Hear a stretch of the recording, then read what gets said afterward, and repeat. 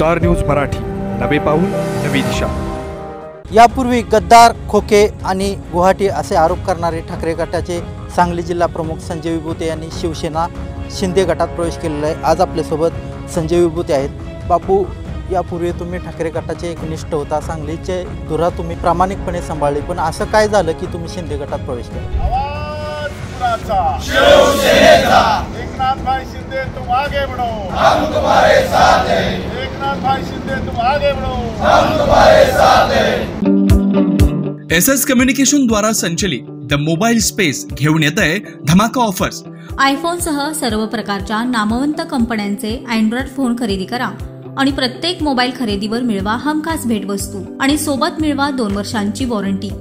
एवढंच नव्हे तर ब्रँडेड मोबाईलवर 30% डिस्काउंट, ॲक्सेसरीजवर तब्बल 70% मोठा डिस्काउंट। शिवाय आमच्याकडे अत्याधुनिक पद्धतीने मोबाईल दुरुस्ती देखील उपलब्ध। या धमाकेदार ऑफरचा लाभ घेण्यासाठी द मोबाईल स्पेस या शोरूमला आजच भेट द्या।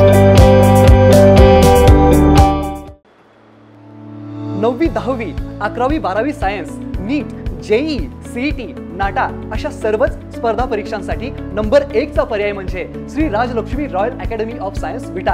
कारण इथे मिळतो number 1 result, number 1 teaching quality, number 1 infrastructure, सर्व गुणवंत विद्यार्थ्यांना लाखो रुपयांची स्कॉलरशिप, आमच्या सर्वांगीण विकास आणि पर्सनॅलिटी डेव्हलपमेंटसाठी अनेक नाविन्यपूर्ण उपक्रम, गरजू व अभ्यासू विद्यार्थ्यांसाठी दत्तक योजना, आणि म्हणूनच इथे गुणवत्ता हे संस्कार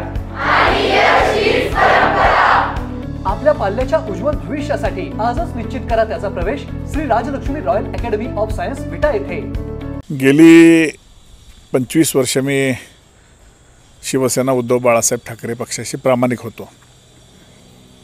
गेल्या 25 वर्षामध्ये शाखा प्रमुखपासून ते जिल्हा प्रमुख पदापर्यंत मी माझ्या मेहनतीच्या जीवावर आणि इमाने इतबारे काम करून मी या उंचीवर पोहोचलो। 2014ला या ठिकाणी सत्ता आली। 2019ला परत एक वेगळा प्रयोग या महाराष्ट्रामध्ये झाला आणि परत त्या ठिकाणी उद्धवजी ठाकरे मुख्यमंत्री झाले। त्याच्यानंतर 2.5 वर्षामध्ये आपल्याला माहीत आहे काय झालं, पक्षफुटी झाली। या ठिकाणी काही लोक गुवाहाटीला पळून गेले। सगळ्या महाराष्ट्रामध्ये त्या ठिकाणी गद्दार गद्दार गद्दार असा आरोप झाला। आम्ही पक्षाच्या भूमिकेशी प्रामाणिक असल्यामुळं आम्ही त्या ठिकाणी पक्षाच्या आदेशाचं प्रत्येक ठिकाणी पालन केलं। परंतु 2.5 वर्षाच्या काळानंतर या महाराष्ट्रातल्या जनतेनं ज्या पद्धतीनं एकनाथ शिंदे यांनी महाराष्ट्रातल्या सर्वसामान्य घटकांना बरोबर घेऊन घेण्याचं काम केलं, जे शिवसैनिक वंचित, पीडित, शोषित होते, ज्यांना साधी भेटसुद्धा मिळत नव्हती, ऐकायचं काम तर बाजूलाच राहिलं, अशा सर्व घटकांना भेटण्याचं काम, त्यांना न्याय देण्याचं काम, पदाधिकाऱ्यांना ऊर्जा ताकद देण्याचं काम आणि महाराष्ट्रातल्या जनतेची सेवा करण्याचं काम केल्यानंतर या महाराष्ट्रातल्या जनतेनं विधानसभेला त्यांना या ठिकाणी भरभरून यश दिलं। आणि असं मला वाटलं की आपण ज्या भावनेवर त्या ठिकाणी काम करत होतो, राजकारणामध्ये भावना खूप महत्त्वाची नसते असं मला वाटतं। राजकारणामध्ये जे काम करतं त्याला लोक त्या ठिकाणी डोक्यावर घेत असतात आणि म्हणून आम्ही जिल्ह्यातल्या सर्व पदाधिकाऱ्यांशी मी त्या ठिकाणी चर्चा केली आणि त्यांनी असं सांगितलं की आपल्याला ह्या ठिकाणी आता काहीतरी निर्णय घेतला पाहिजे। आणि ज्या पद्धतीनं मी ज्या पक्षात उद्धव बाळासाहेब ठाकरे काम करत होतो, ग्रामीण भागाशी त्यांचा शून्य संबंध आहे। अनेक वेळा आता इथं आपल्या इथं पाहताय तुम्ही, सांगली जिल्ह्यामध्ये जयंत पाटीलसारखं, विश्वजित कदमांसारखं, RR पाटलांच्या कुटुंबासारखं मोठमोठे मातबर नेते असताना सुद्धा आपल्या जिल्ह्यामध्ये सहकार, उद्योग आणि शिक्षण क्षेत्राला बरंचसं या ठिकाणी वाव असताना विरोधात काम करण्याची भूमिका बऱ्यापैकी मानसिकता लोकांची नसते। आणि अशा परिस्थितीत पक्ष टिकवण्याचं काम, तो वाढवण्याचं काम किंवा जैसे ते ठेवण्याचं कामसुद्धा आम्ही त्या ठिकाणी केलं होतं। 2 वेळा अनिल भाऊंना आमदार करण्यासाठी सुद्धा आम्ही रात्रीचा दिवस केला आणि त्यामुळे असं आम्हाला वाटलं की या ठिकाणी एकनाथजी शिंदेसारखं नेतृत्व जे आज सर्वसामान्य शिवसैनिकांना ताकद देते, त्या नेतृत्वाच्या खाली आपल्याला त्या ठिकाणी काम केलं पाहिजे। आणि म्हणून गेल्या आठवड्यात आम्ही त्या ठिकाणी एकनाथजी शिंदे साहेबांना भेटलो।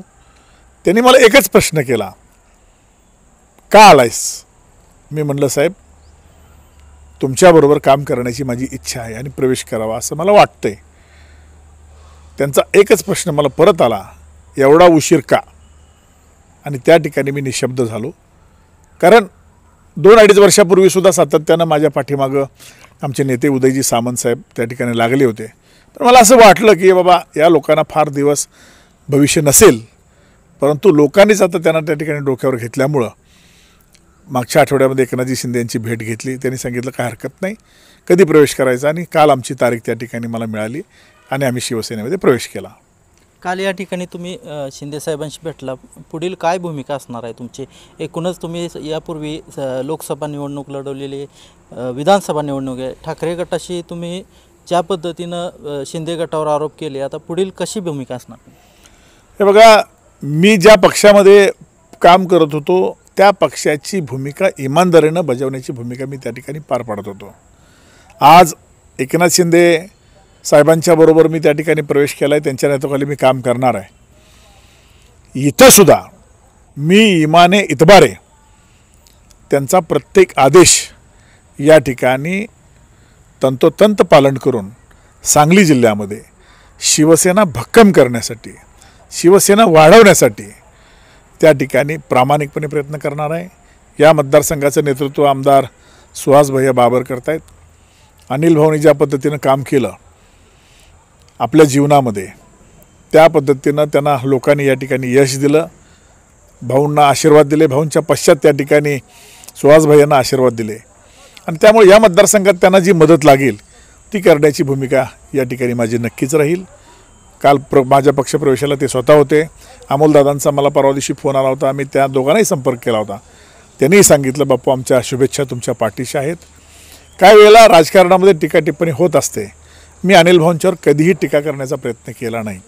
अनिल भाऊ ज्या वेळेला हयात होते त्यावेळेला राजकारणामध्ये गेल्यानंतर माझ्याकडून टीका झाली असेल, परंतु या ठिकाणी अनिल भाऊ हे माझ्या कायम आदरस्थानी राहिलेले आहेत. त्यांचं माझं नातं, त्यांचं माझं बॉन्डिंग अतिशय खूप चांगलं बॉन्डिंग त्या ठिकाणी होतं. आणि तरीही राजकारणामध्ये काही वेळेला भाषणाच्या ओघामध्ये एखादा शब्द निघून जातो. जर त्या ठिकाणी भाऊंच्या कुटुंबियांच्या काही भावना दुखावल्या असतील तर मी या ठिकाणी दिलगिरी व्यक्त करतो, कारण तो माणूस तेवढ्या उंचीचा होता आणि त्यांची उंची कायमच माझ्या नजरेमध्ये. मी जरी विरोधात जरी होतो तरी आम्ही या ठिकाणी मुंबईत भेटलो, नागपूरला भेटलो तरी आम्ही या ठिकाणी खेळीमेळीनं हसत खेळत त्या ठिकाणी राहत होतो. आणि मला खात्री आहे की या ठिकाणी या मतदारसंघामध्ये सुहास बाबरांना माझी नक्की मदतच होईल. खरं तर सांगली लोकसभेची निवडणूक संपूर्ण महाराष्ट्रात चर्चेला गेली, भारतात देखील चर्चेला गेली. त्या ठिकाणी जो उमेदवार होता पैलवान चंद्रहार पाटील यांना तुम्ही ठाकरे गटात प्रवेश लावला. आता तुमची काय, त्यांना घेणार आहात का, ते आहेत का तुमच्याबरोबर? आता ते त्यांची भूमिका आहे, माझा त्यांच्याशी काही संपर्क होऊ शकलेला नाही. खरं तर हा निर्णय माझा स्वतःचा आहे. माझ्याबरोबर जिल्ह्यातले अनेक पदाधिकारी, या खानापूर आटपाडीतले सगळे माझ्याबरोबर असणारे पदाधिकारी, हा सगळ्यांनी मिळून घेतलेला निर्णय आहे. माझा अजून चंद्रहार दादांशी संपर्क झालेला नाही. मी त्यांना संपर्क करेन आणि खरोखर त्यांना जर या ठिकाणी काम करायची इच्छा असेल तर वरिष्ठांशी चर्चा करून, आणि सन्मान्य या मतदारसंघाचे आमदार सुहास भैया, कारण चंद्रहारसुद्धा याच मतदारसंघातील, मी सुद्धा याच मतदारसंघातलं असल्यामुळं सगळ्या वरिष्ठांशी चर्चा करून 100% आम्ही त्या ठिकाणी पॉझिटिव्ह निर्णय घेऊ. एकीकडे तुम्ही शिंदे गटात प्रवेश केला असला तर दुसरीकडे तुमच्याकडं असा आरोप होतो की तुम्ही काँग्रेसची जवळीक आहे तुमची. हे बघा, सांगली जिल्ह्यामध्ये कुणाचं नातं कुणाशी असतं हे मी काही सांगायला नको.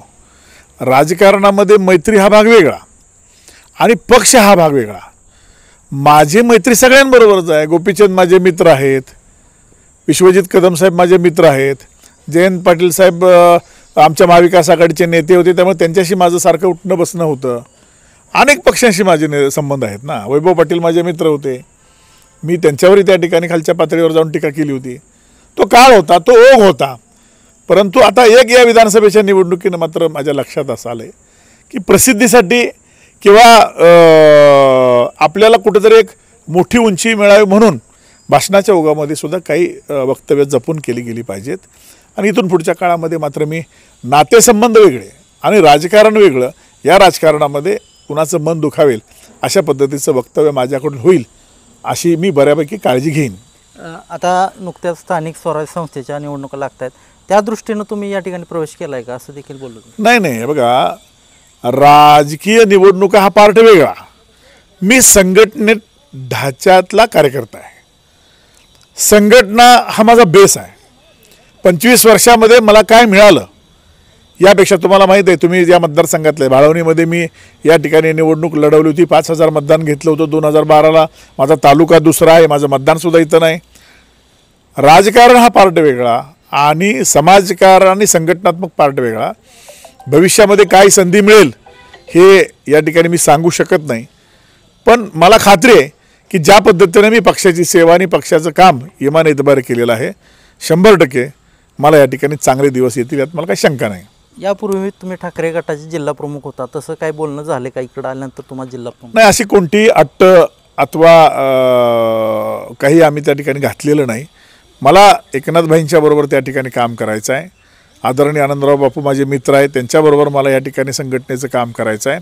संजय मोरेसाहेब जे पक्षाचे सचिव आहेत त्यांना भेटून विना अटी आणि विना शर्तीवर त्या ठिकाणी आम्ही या ठिकाणी प्रवेश केला आहे. ते पक्षाला जबाबदारी जी देतील ती जबाबदारी या ठिकाणी प्रामाणिकपणे पार पाडून येणाऱ्या काळामध्ये संघटना मजबूत करण्यासाठी मी नक्की प्रयत्न करेन. तर गेल्या अनेक वर्षापासून त्यांनी सांगली जिल्ह्याची शिवसेनेची ठाकरे गटाची धुरा सांभाळली होती, परंतु आता ते शिंदे गटात आल्यामुळे आगामी काळात याचा परिणाम काय राजकारणावर होतो का हे बघावे लागणार आहे. कॅमेरामॅन रोहितसोबत मी चंद्रकांत जाधव, स्टार न्यूज मराठी, विटा. आपल्या परिसरातील लेटेस्ट बातम्या पाहण्यासाठी स्टार न्यूज मराठी यूट्यूब चॅनलला आत्ताच सबस्क्राईब करा.